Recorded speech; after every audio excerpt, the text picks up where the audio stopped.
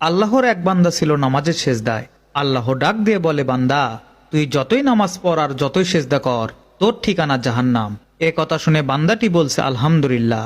আল্লাহ বলে, এই বান্দা, জাহান্নামের কথা শুনে কেউ আলহামদুলিল্লাহ কয়? বান্দা বলে, আল্লাহ, জাহান্নামের মালিকও তুমি, জান্নাতের মালিকও তুমি। তুমি আল্লাহ যদি খুশি হয়ে আমাকে জাহান্নামে দাও, আমার আপত্তি করার কোনো অধিকার নাই। আল্লাহ বলতেছে, বান্দা জাহান্নামে গেলে তুই পুড়ে যাবি, তোর কষ্ট হবে। বান্দা বলে, আল্লাহ, কষ্ট শুধু আমার হবে না, তোমারও হবে।